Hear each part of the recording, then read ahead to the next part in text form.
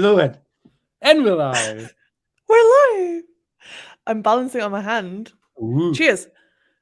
Cheers. Prost. Cheers, Izzy. Prost. Prost. Happy Friday, Marcus. Happy Friday.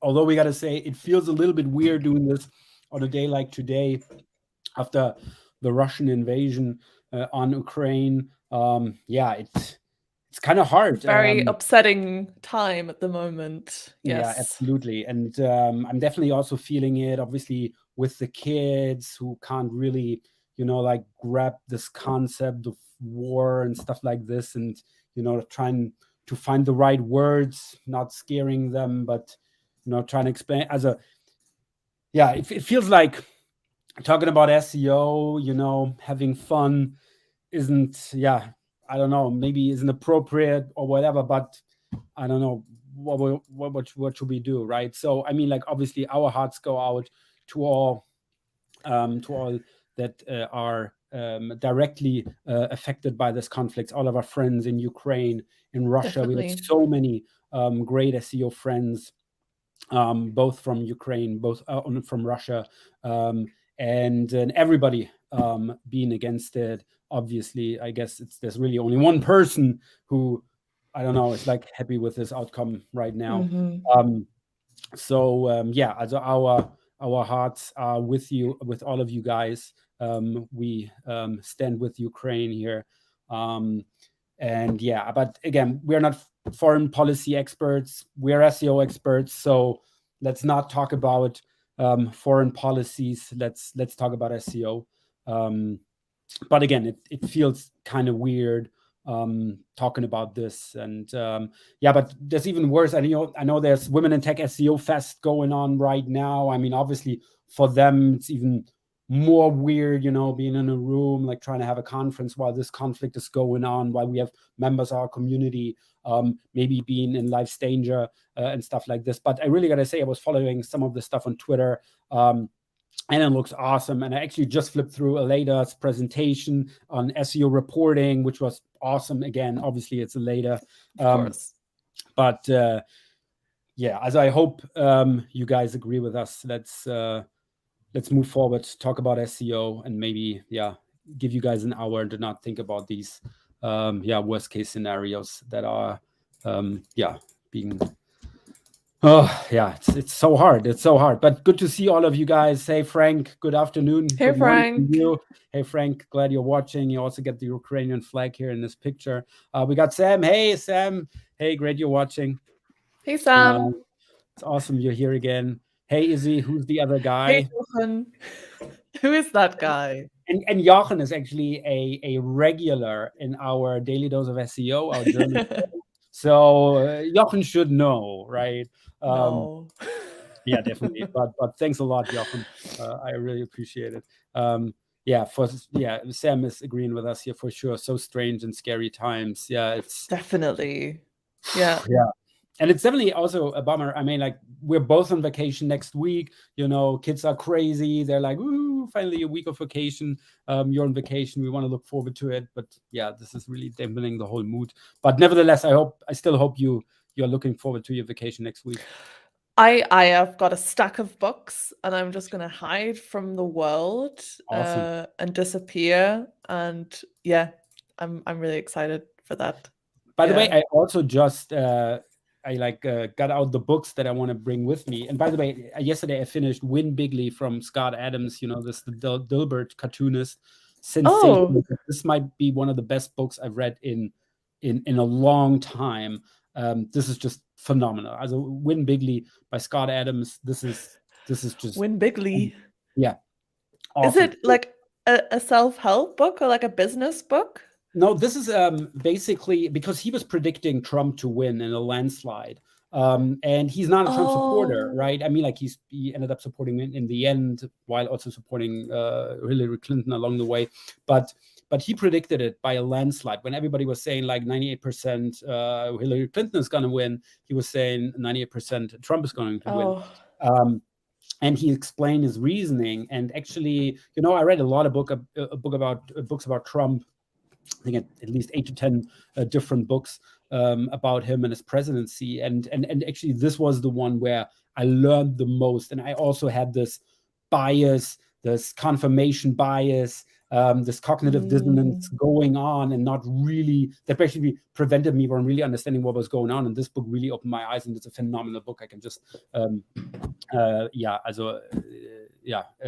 recommend it to sounds everyone. really interesting. Yeah. Nice. And what I want to take with me is this one, The Subtle Art of Not Giving a Fuck. Whatever. I have this as well. Yeah. My best friend gave it to me. Although I rarely give a lot of fucks, so but nevertheless, he said it's a good book. That's true. Maybe you don't need it, but there might be some good tips.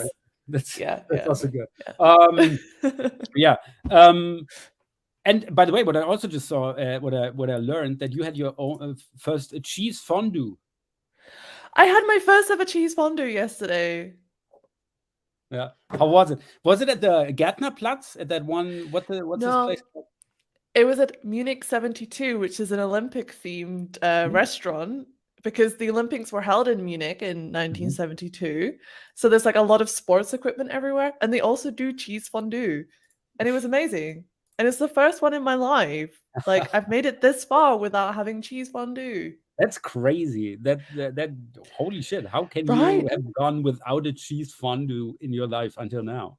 Well, it's not the most popular thing in Northern England, in some industrial working class town. They don't sit around having cheese fondue with bread every day. A nice red wine. And, exactly. Some chocolate cake for after. So, no. Also nice. After you have a lot of haggis, you might take. I love haggis, but that's you love haggis? It's so tasty.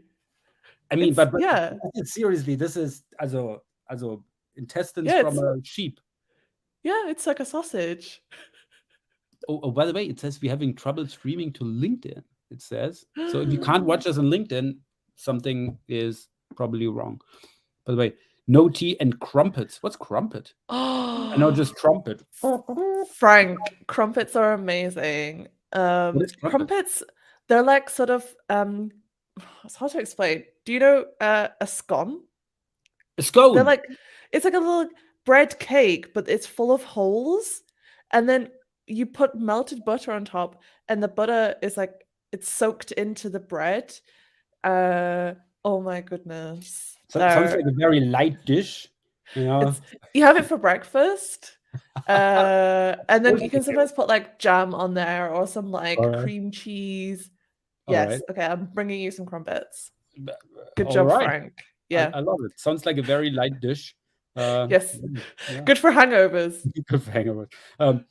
What do you mean melted cheese is the best? It is the best. It is. And cheese on toast. That's like the British cheese fondue. Yeah, what's not to like? Melted cheese. What's not to like? I don't get it. It's heaven. It's heaven. Yeah. Very English. Very English. The crumpets. I'm going to share a photo of crumpets for you all. Oh, that's awesome. So that you can see. Wait. Oh, no. Oh, no.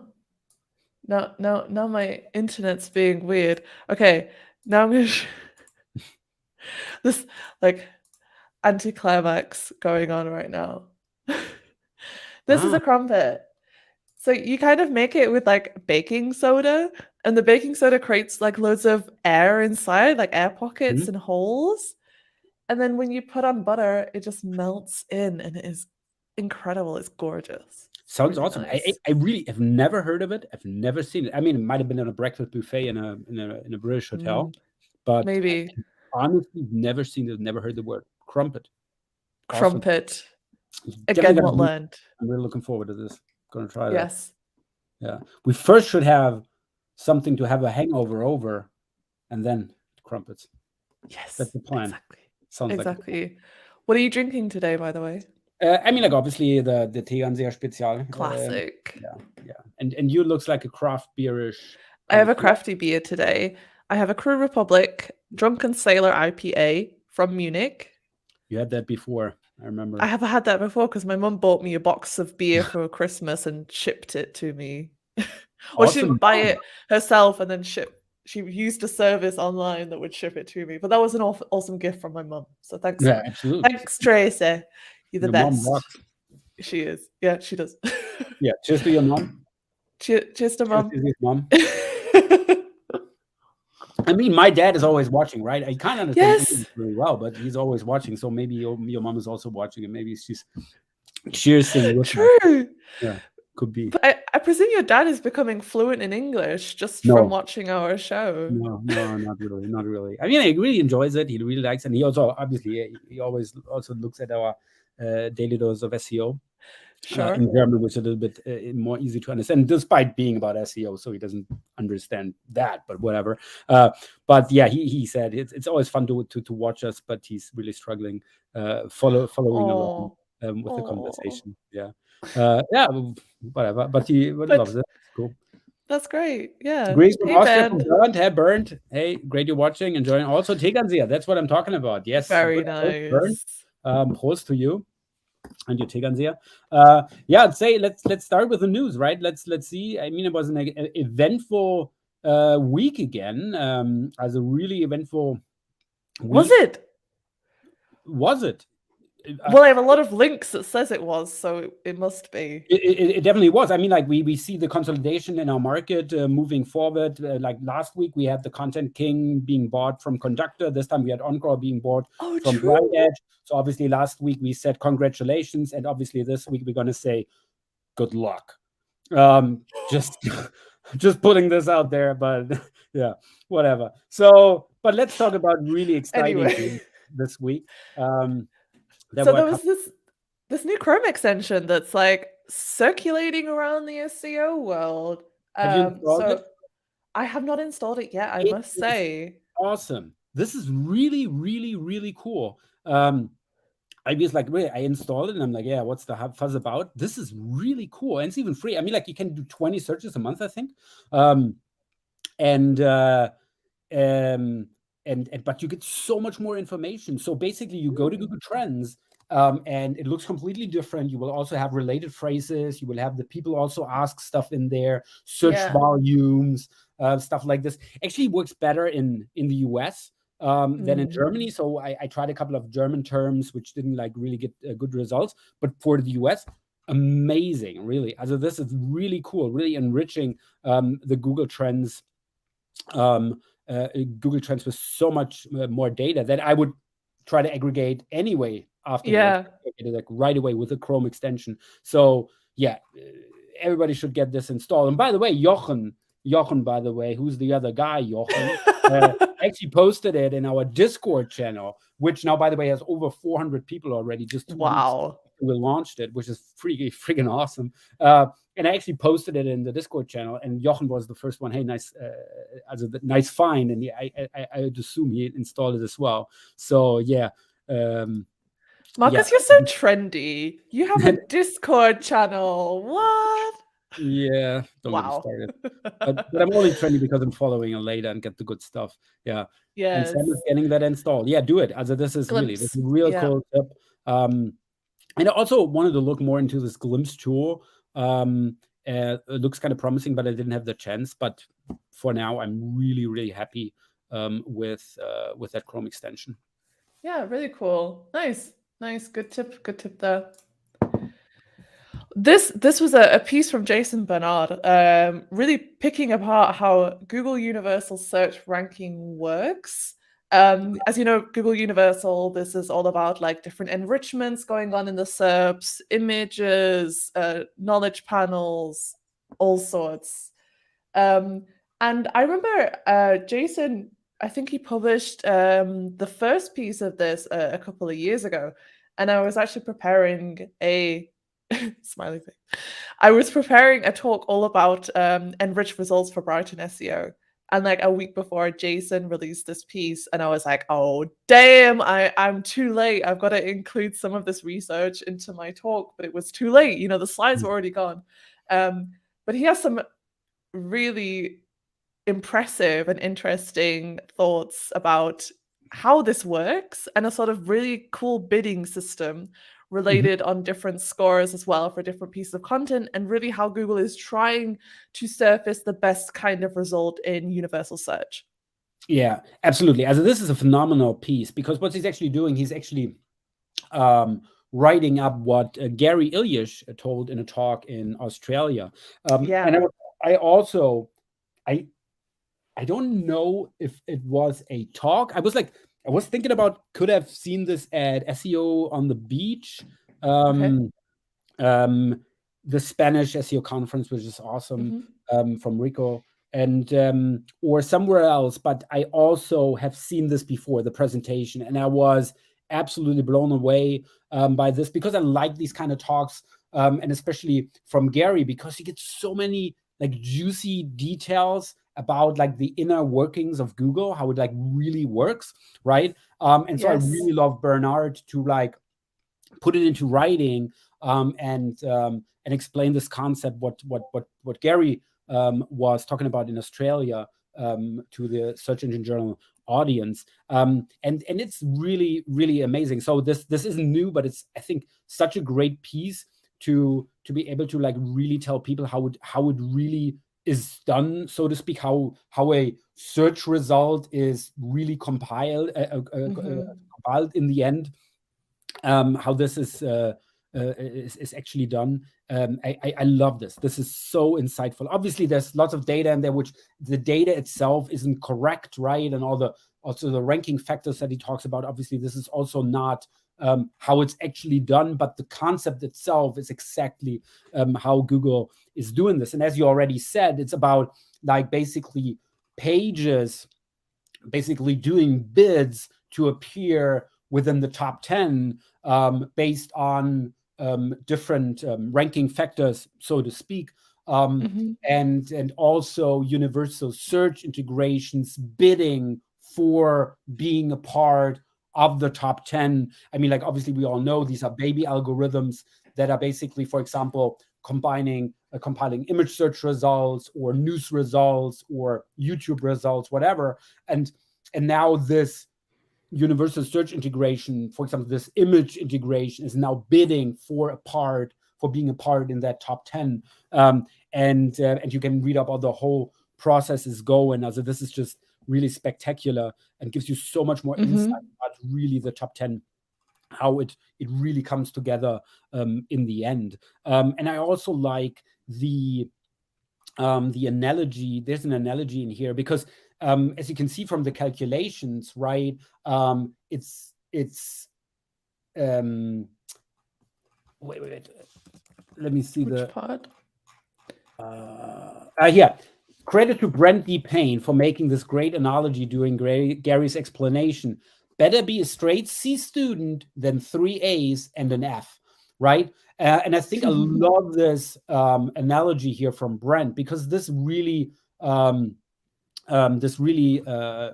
it makes us grasp this concept even better. So if you have 3 A's, right? Also you have the best possible content, you have a great UX, and you have great authority, but your site is slow as shit, right? It's like a minute to load.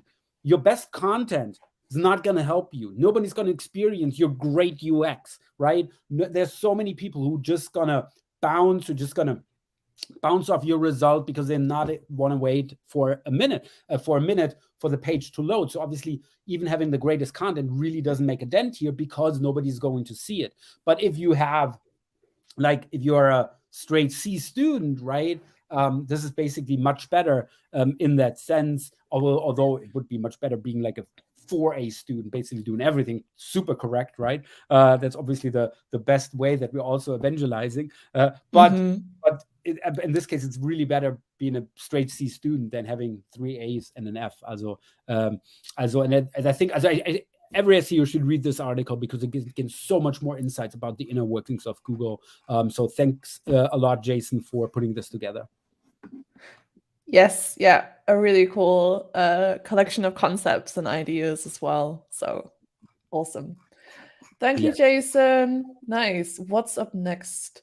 Hi, Matthias. Adam Gent, great SEO. Wait, I'm pronouncing his name the German way. So he's British. It's probably Adam Gent. What did you say? Adam Gent. Adam Gent, but it's Gent. Adam Gent. Adam Gent. I'm so German these days. It's You're so insane. German. I'm so German with You're the so most British Bavarian, accent. actually. Ja, ich bin echt bayerisch. Ich bin echt bayerisch. Awesome. Adam is awesome because he has worked as an SEO in-house. He has worked at Deep Crawl as a product owner, and now he's working as a freelancer. So he's amazing at sort of connecting the dots across like real SEO challenges and then also taking inspiration from product development in order to improve your SEO processes. So I really enjoy his content. So you can sign up for his newsletter, the Seo Sprint. This was the latest article of his. So using the roadmap system to basically create your plans and to better demonstrate visions to stakeholders as well. So using a lot of fundamentals here from product development. Yeah, and there's just so many great examples and really hands-on advice in this article and actually in all of his articles. So I'm a big fan. Absolutely. So he has this newsletter. I don't, what is it called? I don't know. And this the SEO Sprint. Sprint. This is what it's called. Yeah, Yes. I'm sorry. I'm stupid. No problem. So everybody should really subscribe to his newsletter. It's a great newsletter, and obviously also great article. I didn't read through all of it, but I think it's a great piece because I mean this is like a very common thing we always hear, we always see, like people doing or SEO agencies giving out SEO recommendations, basically like a list of you should do this and this and this and this without really like looking for, what's the bigger picture here? What are we trying to achieve, right? This is just like, fix all the errors. But fixing all the errors might really not move the needle, right? So you really want to focus on the stuff that actually moves the needle in the end. And I think this can help a lot of people who are struggling with exactly this. Like, how should I really go about, doing like a really good, roadmap, a good plan, to achieve what I'm trying to achieve. I'm really struggling with speaking English. That's okay. That's okay. I think it's also like it's also so important to be able to communicate like how you see SEO developing for your business to stakeholders who don't necessarily know what SEO is, or maybe they have a different view of how SEO is, which isn't always as positive. So creating a kind of plan and roadmap like this is just so much more effective than going up to them and say, hey, we're going to get you some top keyword rankings, we're going to get you some more traffic. It's like, what can I do with this? Like, how does this fit into the business's goals and the business's visions? So there's a lot to pick apart and to take from this article. And just a really great framework, I think, from Adam. Absolutely. Yeah. All sorts. Look, it's like, it's full of great stuff. Yeah. And this is why I didn't read it to the end. I was like really scanning over it, and I'm like, oh my god, this is freaking awesome. You put a lot of work into this, and therefore, it's juicy. A lot of people should read this. This is really, really worth it. Yeah, definitely. Yeah. And I would love to see this more in action, right? Like actually seeing these kind of roadmaps and not like being presented. So here's the list, 100 issues, get fixing. Yes. No. Genau. That was this kind of funny story. Oh, this You've is read beyond this, right? funny.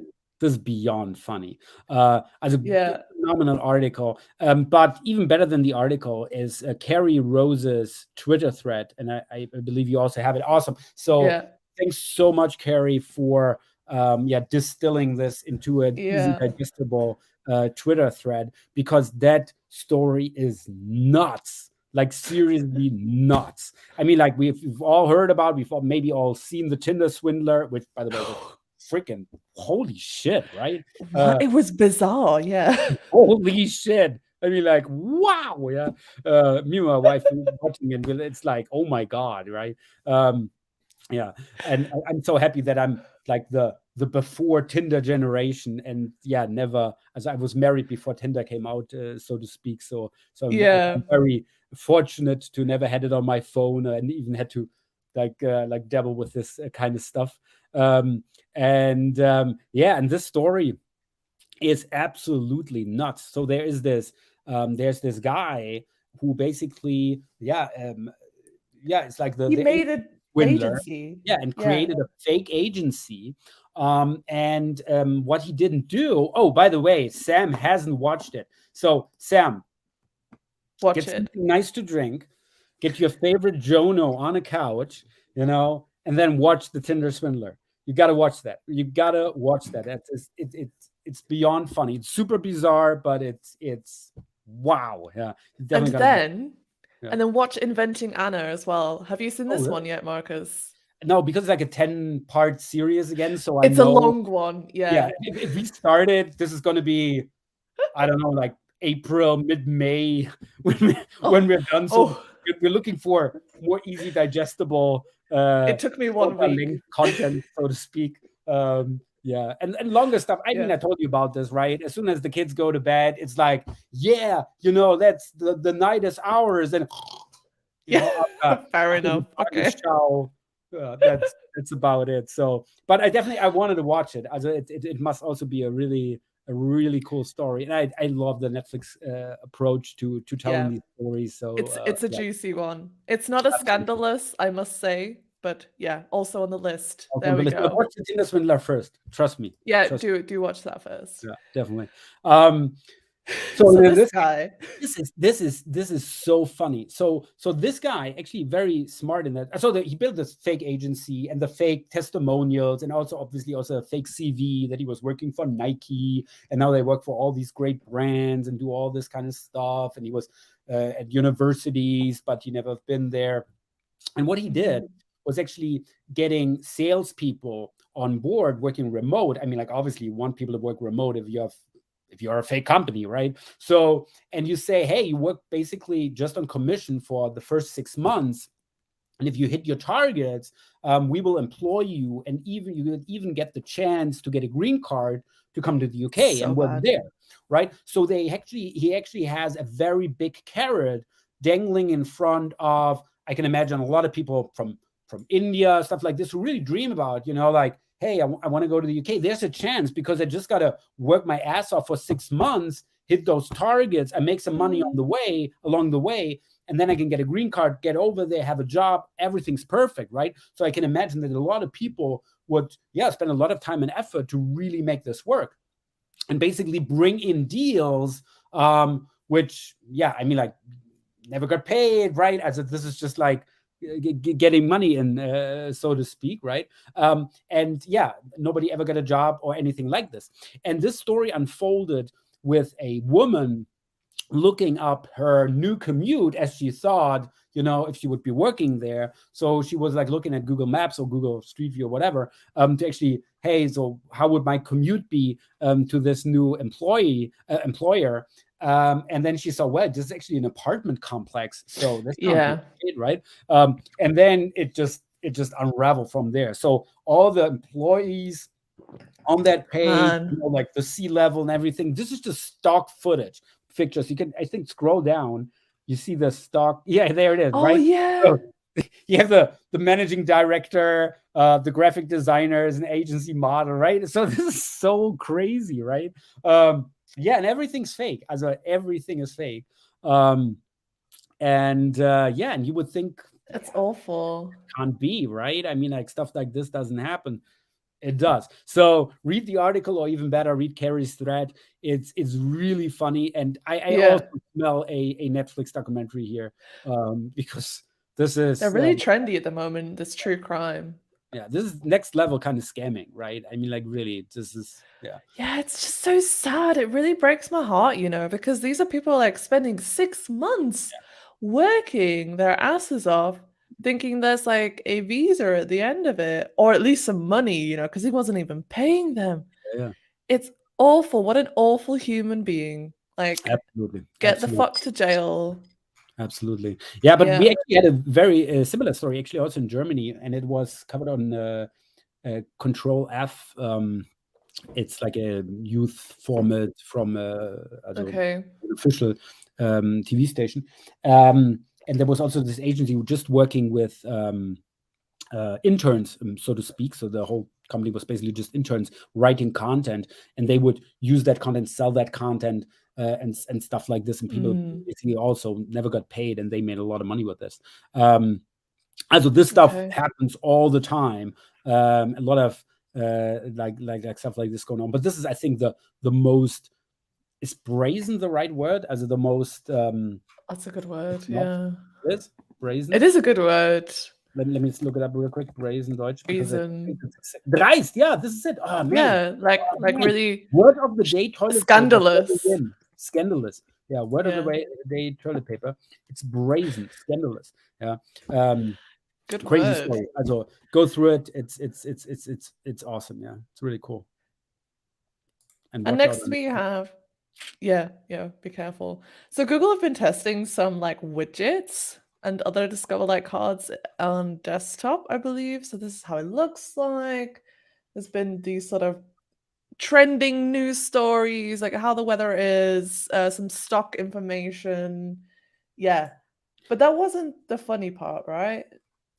Or was that? There's actually nothing funny. This is just like this No, going no, on. no. Basically, this is new, right? I mean, like Google has never done anything like this. No. It's also now like Google.com, not just like being the start of searching for something, but like more like the destination to, for all this like push Yeah. information, because they know, what I like or what I might be interesting at pushing it directly to that sort of like the Discover Like experience on the Google.com here.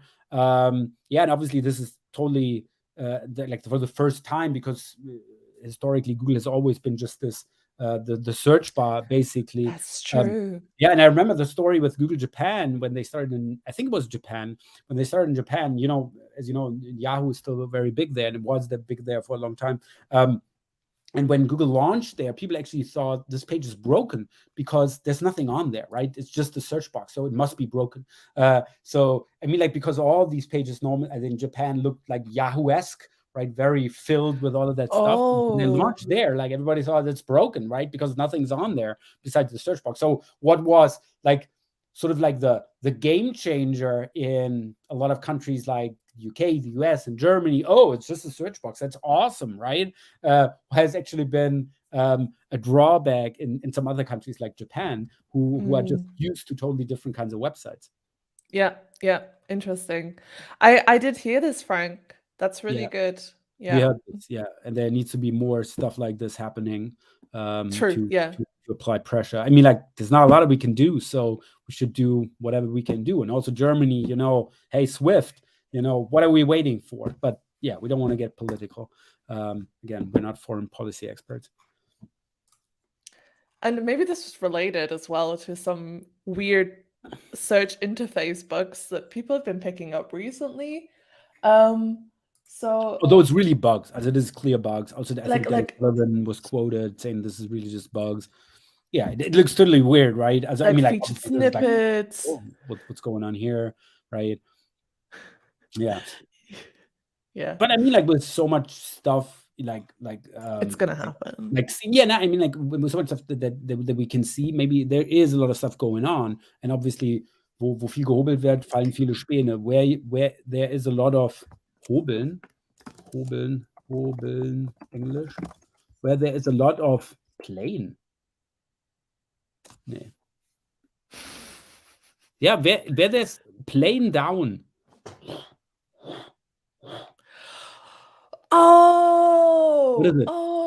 Yeah, it's actually plain. So like when you have this tool like on wood, and it sort of like scrapes little bits off. Yes. Got it. Yeah. So when there's a lot of plane planing, there are a lot of also da shavings. Späne. Also ein Späne. I'm learning so many great German phrases. Also where there's a lot of planing, chippings. There's a lot of chippings. Amazing. That's so true. Yeah. And especially in this, Yeah. that's what I'm saying. Like they do a Yeah. lot and a lot of whatever. Yeah.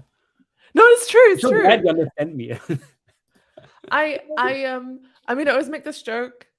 Like, there is this gaming producer called Bethesda. They make huge games, and they're so huge that it's full of bugs, like hilarious bugs.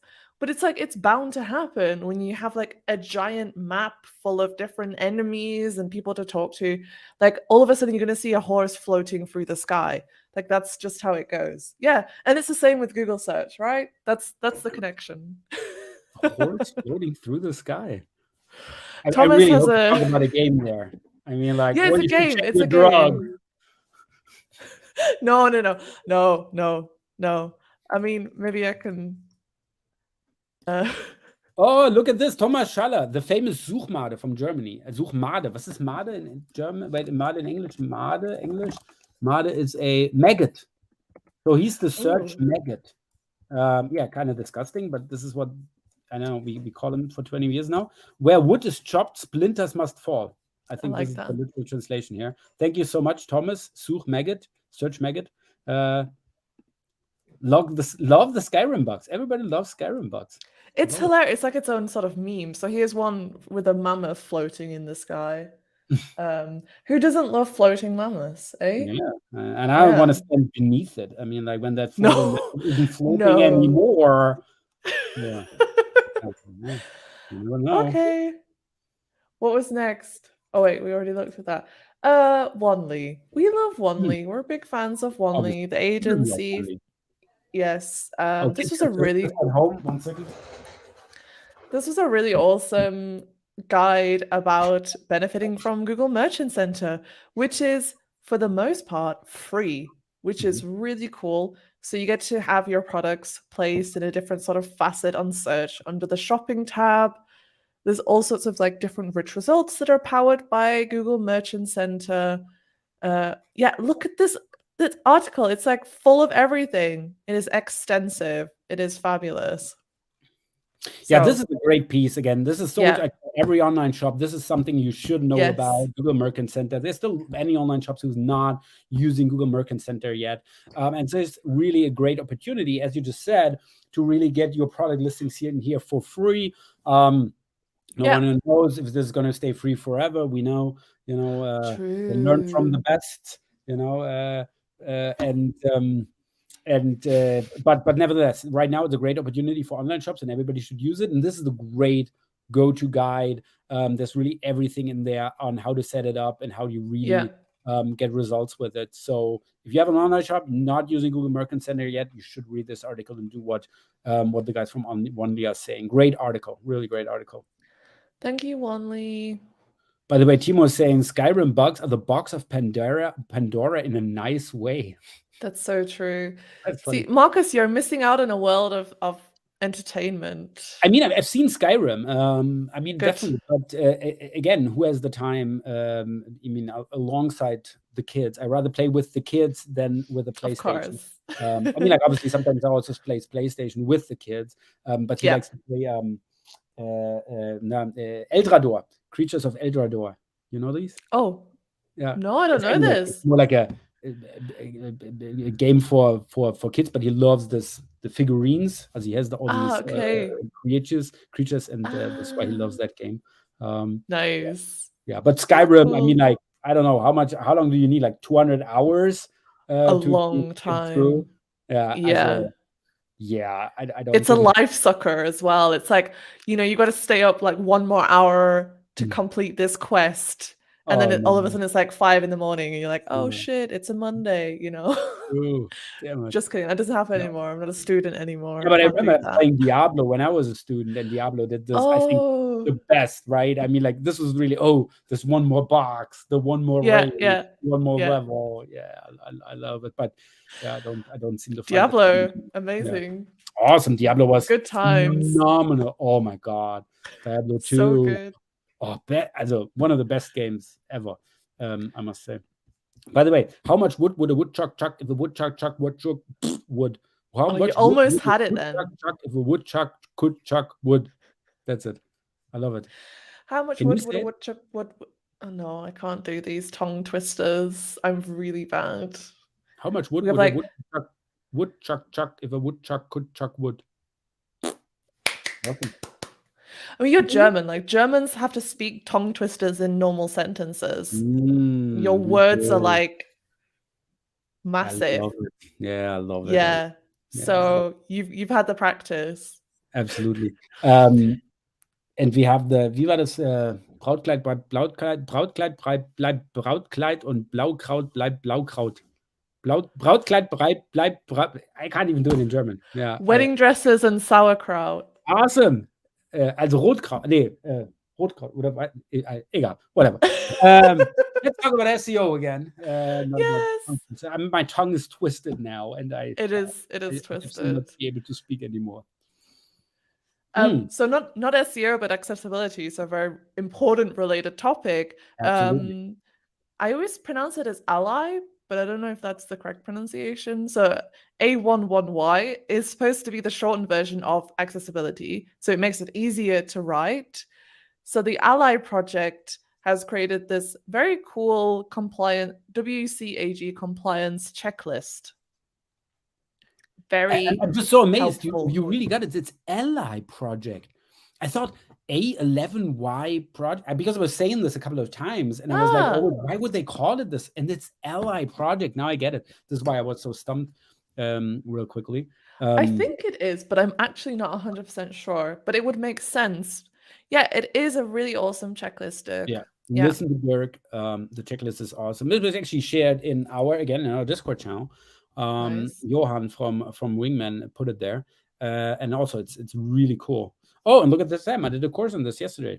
Very good taking a course on this, because this is a really, really good skill to have in our current world. It is Ally. So Great. it is good. It's awesome. I didn't even think of this, that you would say it this way. Clever, right? Oh, man, now I'm going to seem clever when I say it. Oh, it's Ella. You know that? Come on.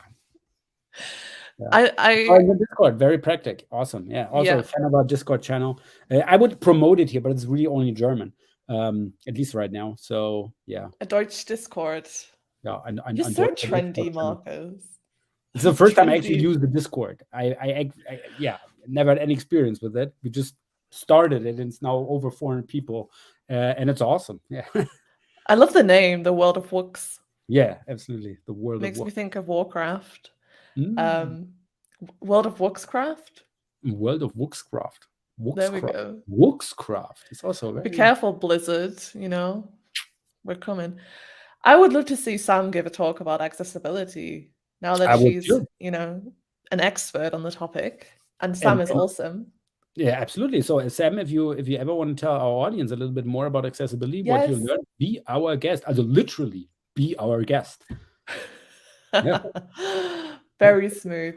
And it's so nice. You can sort of check stuff off. You can you can expand and learn a little bit more, and then go and read more about this from the W3C. And it's just very, very nice interface as well. Yeah. Good UX. Very good. Very good. So we have some tweets coming up. So Mary Haynes, who is awesome. Also a great newsletter, by the way, because we're talking about... Yes, she does have a great newsletter and a podcast. Yes. So I didn't explore this tweet, but she has been watching a lecture from Google describing how they could use much more than PageRank to determine whether information on pages is accurate and trustworthy. Absolutely. I actually sent this to you because, as she was just tweeting it very recently, but I actually have seen this presentation as well. And I think 5 years ago, and I used it in a presentation I did at SEO Conference, one of my keynotes there. And I loved this video. It's an awesome video. And I loved when I saw her tweet, it's like I remembered and oh my God, awesome. Yeah, it's a very good tip. But she's not working at Google anymore. So she said it's Google's, what's her name? Lixian Lunadong. She actually now works for Amazon. And guess what she does? She's working on the product graph. She works on the product graph for Amazon. right? So yeah, absolutely. So you should watch her talk. It's actually it looks like it's 1 hour 15, but there's a lot of Q&A in the end. So the real talk is about like 25 minutes. And if you look to 25 minutes and doing it in like twice the speed, it's very good. And so what she's talking about is how they go about trying to find out which sites are actually trustworthy, where like lots of accurate information, because historically they normally would use PageRank, right, as sort of like a measure for who's really trustworthy. But in the world of facts, well, there's a lot of pages with great PageRank which don't necessarily have like the correct facts on their site, because people love gossip. And obviously we have all these celebrity gossip websites that have great PageRank. A lot of people link to it, a lot of people go to it, right? But that doesn't necessarily mean that actually they are writing the truth there. So you can't really use PageRank, and especially because there's a lot of pages that have the correct answers which are not very popular, hence not having a lot of PageRank. Speaking of that, also talking out loud, it's the truth is not always very popular. And obviously Google has a problem with this, and so she goes into alternative ways on how to determine which site is actually trustworthy. And they do this a lot with extracting triples. So with triple extraction, triple extraction is as most of you know, an essential information extraction task for natural language processing, also NLP, and also the knowledge graph, which is used to detect pairs of entities and their relations from unstructured text, right? So you would combine these triples, like Berlin, capital of Germany, Angela Merkel, Chancellor of Germany, right? And therefore you can go on a website, extract those triples, and see how many triples are likely to be true, because they are mentioned somewhere else. And then you might have a site which says Barack Obama born in Kenya, for example, right? And you because everybody's like Barack Obama born wherever, right? But this one is talking about in Kenya, so this is not true. We know this can't be true, and hence therefore other facts on that website might not be true either, right? So I think like there's a very brief summary of this talk, and I probably said it incorrect, but still interesting. Interesting. It's really it shows a lot of the inner workings again, and also the problems, the struggles that Google has. It's a great talk, an amazing woman. It's a great talk here, and it's free, right? It's a free talk on YouTube from her Stanford lecture. 25 minutes. It's really worth your time. I'm gonna check it out. Yeah, thanks for the tip.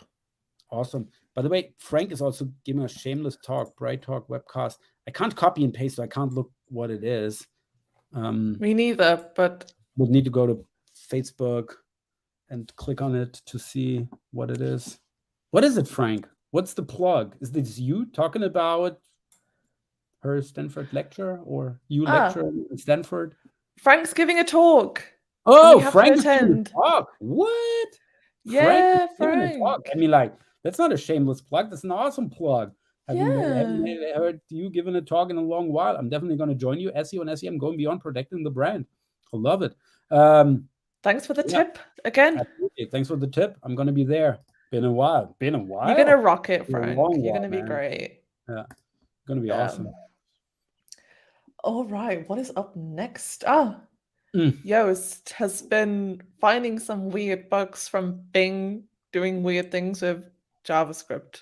Yeah, and you really can see like what a figure Yoast is, not just in this industry, but really because he's basically calling out Bing here and actually tagging Fabrice Canal, who has been a guest on this show. Amazing show. If you haven't seen it, you got to watch it. It's an awesome show. He's a great guy. Talks about like the inner workings of Bing, also the differences between Bing and Google. And then he has this awesome story about that he actually looks a little bit like Jeff Bezos, and he actually lives in the same neighborhood as Jeff Bezos, if you remember, right? It's so funny. Oh my when the supermarket people would think he's Jeff Bezos. Again, watch the. It was a great show. Yeah, it was a great show. fantastic show. So when he's like tagging him, and Fabrice is saying like very quickly, oh yeah, we should work on that. This shouldn't be the case. And Yoast is so right. I mean, like it's been so long, right? Why is Bing, crawling these pages? There's been these things have been around for such a long time, and I love calling them out here, and like really also,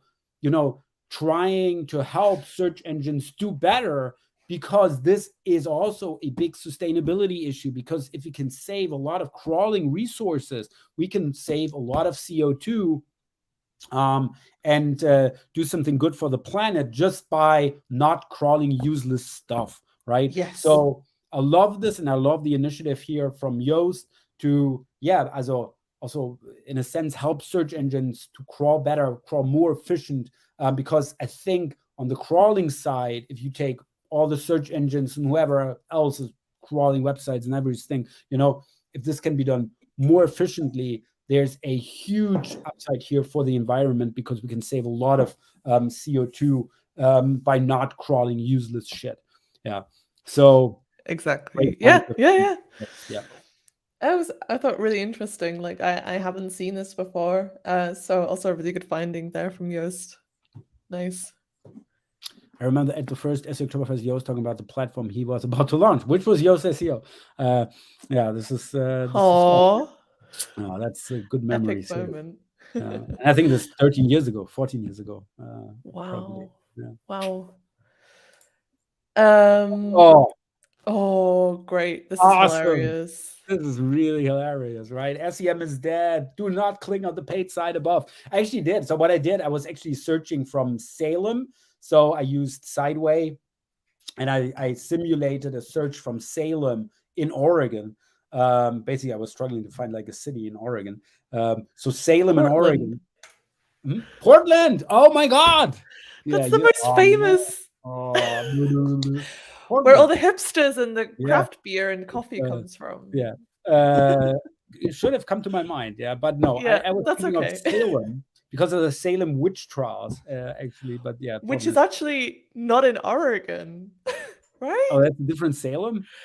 I thought it was in Massachusetts. Ooh, so I'm even more stupid. I mean, this is a British girl and a German guy. Yeah, it's in Massachusetts, where Boston is. Look at this. Christopher shit is here. Oh my, finally caught you, Marcus. Woohoo, Christopher. Yeah, we love this guy. So he's the number one SEO in South Korea, and also a pretty damn good SEO for Google.com as well. And he's actually been just traveling to the US. He was at the a Jim's event, stuff like this. I'm following. I'm just stalking him because he's just so awesome. But I rarely interact. Here it is. Awesome. Glad you could make it, man. This is really cool. Yeah, I love this guy. He's an awesome dude. Nice. So I was searching for from Salem, Oregon, and there is actually a paid site above, and this is like a lawyer, and like trying to get cases, so to speak. And this is why they put it in there. Do not click on the paid site above. Right? Kind of makes sense. Yeah. Absolutely. So people would think this is like the real Oregon DMV site, while it's like a attorney site. Yeah. SEM is dead. I find it funny. It's like they sort of expect that people they use search by reading every title and description, and then make the decision of what they want to click on. Yeah. It's a bit more impulsive than that.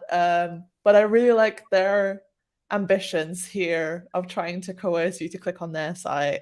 Yeah, and also I would think that actually these lawyers, I mean, like they get a lot of traffic they don't want, because actually people that want to go to the Oregon DMV, right? And for example, getting their driver's license renewed, whatever, right? And then they find themselves on that like lawyer website, and oh no, I want to go somewhere else, because there's still a lot of people that will always click the number one result, right? Having this presentation bias, it's number one, so I should click on this. So I think also these lawyers actually pay a lot for clicks they really don't want, but in the end, if they get one who will pursue a lawsuit, it probably already paid off for them. Oh, look at this. Christoph wanted to connect with Frank here. That's awesome. Oh. You said You guys should have met. Definitely. You should. Yeah. Okay. 8.5. So 9 content marketing trends in 2022. I want to know what the I have 0.5 not is. read it, but this is a recommendation from this guy here, from Dirk Schornstein. By the way, what's Schornstein in English? Chimney. Dirk Chimney. Schornstein is a great word. Schornstein. Oh, by the way, this is a great story. Dirk, I hope you don't mind me telling the story. So he has 2 kids, right? So when they got their first kids, they were talking about, about names, and they found one name where they were sure, okay, we can't name a kid this way. And it was Sean Schornstein. Sean Schornstein. Oh, don't do that to her. Oh. To him. Oh, no, the son was first, and they also have a girl. Sean, yeah. Or you could have Shona. So you have Sean and then Shona. Schornstein. A German couldn't say that. It's German. Like a tongue twister. Yeah, it is. Shona Schornstein went Sean to the... and Sean Schornstein. Dirk. Sean and Sean are Schornstein. Dude, you really let it slip, Dirk. This would have been awesome. This would be cool. Yeah. Sorry for telling the story. It's just so cool. And Dirk is an awesome guy. Really, he's a very experienced SEO. And he actually put it into our Discord server earlier today, and so I sent it over because actually very good trends here. It goes beyond these typical content marketing trends, right to people, blah blah blah. So this is actually pretty good. Again, I just scanned it, but it looked very good. This is why here's the recommendation. Yeah, would have been great. Sean and Shona Schornstein. Sean and Shona Schornstein. Yeah, you should. Yeah. Listening to Rammstein, and then you can make like a poem about it. Listening to Rammstein. Sean and Shona Schornstein listening to Rammstein. Could be a song. Yeah. Sung by Rammstein. Your next rap, Marcus. My next rap. What's the current one? Wait, you did a rap recently, yeah, for My King. Yeah. For My King, yeah, that's King, true. Yeah. Now you need to do a rap for Dirk Schornstein. I will think about it. Good. I will seriously consider. And then Search Pilot. We like to finish on a Search Pilot article. So what is better for SEO? Dynamic prices or static prices in title tags? This was a treat post because they give us 2 tests in one. It was a buy one, get one free deal on offer at Search Pilot. So what they did was they added first static prices. So it was like a sort of from X dollars. We used to do this at 6 Rent-A-Car because the prices changed on like a second minute basis. So we couldn't really implement like dynamic ones without, developer support. So this is like how it looks like as the control, and then the variant where it's like starting at $300. It could be a lot higher than that. It could be a bit lower. Mm-hmm. It's hard to say. Yeah. What do you know what the deal was? How it went down? Oh, I know, but I actually, I scanned it briefly when I sent it over. I was actually struggling to find the reason, but maybe you can tell me. Okay, I'll try. So it actually declined. Mm-hmm. And I believe the reason was because it could have been a lot worse on the page. Like, but actually, no, that wouldn't affect the CTR. I don't know, actually. And especially because of the other example where they have let's take a look at that. But this was just, maybe they could have done a better job at the diagram. Mm-hmm. So the author, so guys at home and everyone, it was positive. There was a 10% uplift, and she said that this could have sent negative user signals because the prices in the SERP weren't accurate before. Mm-hmm. Yeah, but could it be also, I don't know about the setup of this experiment, but that it's actually also, as it's not just at the click-throughs, because regarding the click-throughs, why would starting at $345 be better than starting at $300? I don't get it, right? But could it be organic traffic in a sense of people going to the site, clicking on actual on actual offers, right? I don't know actually. So and this is why it's not correct, because it's off basically Well, as the price. they wrote that maybe the static prices weren't competitive enough with other rental companies on the search result pages, but the dynamic prices change more frequently, so they could have appeared more competitive in the search result pages. Okay, yeah, that makes sense. But one problem I had with dynamic prices was it can also rely a lot on like what Google has cached there, right? And that's what they're displaying in the SERPs. So sometimes it's not even up to date information. So maybe the dynamic price has changed like today on Friday, but the Google cached version of the title is still from like Monday. So it's a bit higher than it is now. So that's also like a problem you can face with these dynamic prices. Yeah, definitely. Although everybody would have the same problem, right? If Everyone would, yeah. But yeah, weird. But in a sense, I understand it. Definitely. By the way, Trond is here. Hey, Marcus Nizzi, love these informal sessions. And we love Trond. Yeah, we love Trond. We do. How's big it going, fans. Man. Haven't heard from you in a while. Awesome that you're watching. Again, phenomenal SEO there. Super, super experienced. Yeah, one of my favorite SEOs here. Great guy. Yeah, Trond, it's so great you're watching. Awesome. By the way, Frank also saying higher bounce rates, proper rankings. Yeah, also, I think this is what you meant. That probably people going to bounce off because it's not reflecting what they've seen. It's not By the way, in regards to 6, I don't know if you can say this, but would it be different, the price, if I would be searching like I would be wanting a rental car in like not London but like Middlesbrough, right? If that is a good town to use as an example. That's a great town. Yeah. So car rental Middlesbrough, and I've searched from the UK, and car rental Middlesbrough, and I searched from Germany. Would this have an impact that somebody from Germany would maybe get a higher price, a higher quote? I don't think so. But no, I don't know. I mean, I don't work there anymore, so like, yeah. But I remember like I did a pricing onboarding at Sixt, and the way they calculate prices was like a fine art, like the formulas to sort of make sure that it's like reflecting also the fleet and I don't think location maybe played into it, but like, yeah. And I mean, I can't even remember it, so I can't tell you. But I don't think the search of location played into it. Like, what would that influence? Would it be like, Germans have more money, so they can afford? Yeah, but there is an influence with I think with airline tickets, with hotels. I heard this before, because there's actually also a very good hack that if you want to like book a flight at Lufthansa, for example, you would choose a different location. You would actually search for it over a proxy, and that could actually give you a different pricing.